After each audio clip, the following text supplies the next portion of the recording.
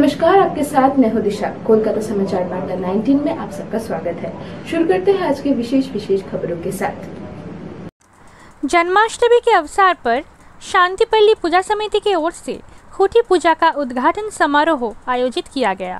इस वर्ष उनके पूजा 86 वर्ष में प्रवेश करेंगे। कोलकाता हिंदी समाचार वार्ता में इसका विवरण देखिए। সারা পৃথিবীতে শান্তি বিরাজ করুক, যুদ্ধ, হানাহানি, রক্তপাত এগুলো বন্ধ হোক এবং ওই যে বললেন তেলের অভাবে শান্তির প্রদীপ যেন নিভে না যায়, তার কাণ্ডারি আপনারাই। আমরা সবাই মানুষই পারে এই প্রদীপ চালিয়ে রাখতে। দেবীর শুভেচ্ছাদে আমরা যেন এটা চালিয়ে যাই।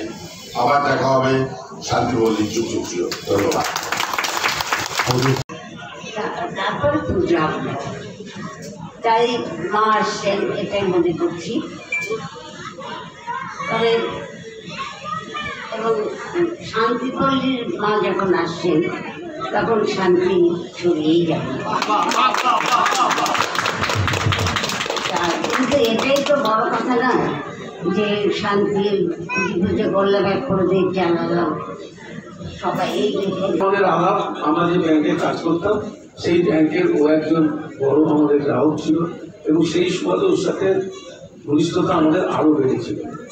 বাবু সোনার আমন্ত্রণে এই শান্তিপল্লী পুজো কমিটিতে আসা এবং যে কথাটা দিদি বলেছেন সেই কথাটা রিপিট করছি না, শুধু একটাই কথা বলবো, শান্তিপল্লীর মাধ্যমে সারা রাজ্যে যেন আমাদের শান্তি বার্তা পৌঁছে এসেছিল।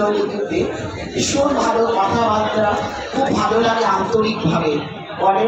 বিশ্বজিৎটাকে শ্রদ্ধা, প্রণাম, ভালোবাসা জানাই আমার দিদি সাবিত্রী চট্টোপাধ্যায়। আপনারা জানেন ও সিনেমা করেছে। দারুণ ভালো লাগছে। একটা দুর্গাপুজো শুরু হয়ে গেছে মনে হচ্ছে। বাঙালির কাছে দুর্গাপুজো একটা অন্য মাত্রা রাখে, আমাদের কাছে ভীষণ আনন্দের অনুষ্ঠান এটা। আমাদের ছোটোবেলায় খুঁটি পুজো হতো না, এখন হয়। আমার তো মনে হয় যত বেশি অনুষ্ঠান হয় ততই ভালো। খুব ভালো লাগছে। যে কোনো অনুষ্ঠানে আমাদেরকে ভীষণভাবে ও আন্তরিকভাবে আসতে বলে, আমরাও চেষ্টা করি যাতে আসতে পারি। আর মানুষের পাশে কিছুক্ষণ তো থাকা যায়, এই যে এত মানুষের পাশে আছি এটাই ভালো লাগে।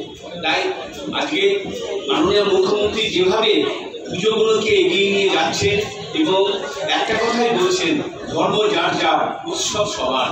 আমরা যেন সোনাদাকে ধন্যবাদ জানাতে চাই।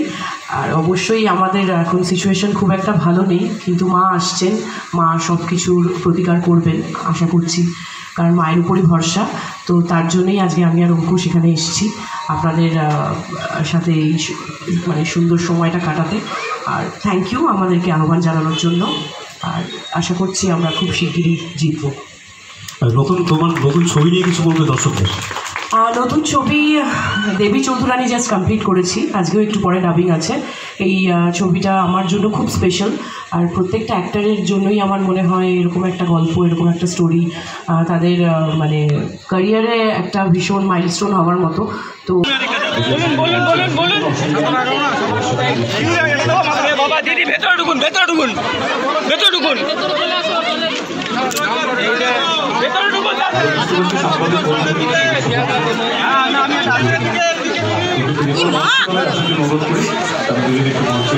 বেশি দিন নেই, কিন্তু আমি মায়ের কাছে এটাই প্রার্থনা করব যেন একটা সুস্থ সমাজ আমরা গড়ে তুলতে পারি। আনন্দ, মজা, ফুর্তি হতেই থাকবে, সেসব চলতেই থাকবে, কিন্তু তার সাথে সাথে আমরা সকলেই যেন আমাদের মনুষ্যত্ব বোধ না হারিয়ে ফেলি এবং যারই চোখ দিয়ে জল পড়বে, যারাই কষ্ট পাবে, যেসব মানুষরা যাদের প্রতি ন্যায় বিচার হবে না, তাদের পাশে যেন আমরা দাঁড়াই, এই প্রতিজ্ঞা যেন আমরা সকলেই নিই, তবেই আমরা একটা সুস্থ সমাজ গড়ে তুলতে পারবো।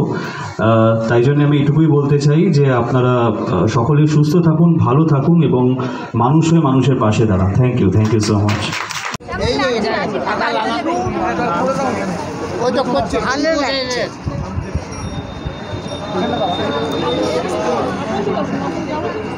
আমি তো সদ্য মির্জা ছবিটা শেষ করলাম, রিলিজ হলো এবং আমরা যাই কাজ শুরু করব সেটা পুজোর পরই হবে, দুর্গাপুজোর পরই হবে, তো সেটা নিয়ে অনেক আলোচনা চলছে, সব কিছু চলছে, কিন্তু যখন হবে পুরো কনক্রিটভাবে অবশ্যই তোমরা সকলেই জানতে পারবে।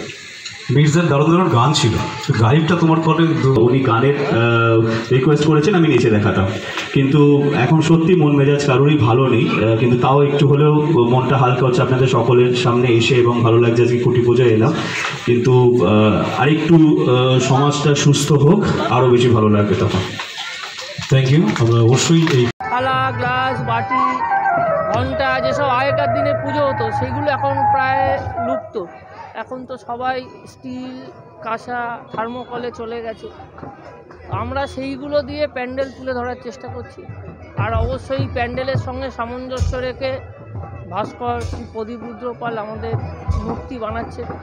এখনই আমরা পুরোটা দর্শকদের বলতে চাই না, আমরা চাই দর্শকরা আসুক, দেখুক, দেখার পরে একটা চমৎকার লাইটও থাকবে তাদের জন্য। তারপরে দর্শকরা বিচার করবে কীরকম হয়েছে, কেমন।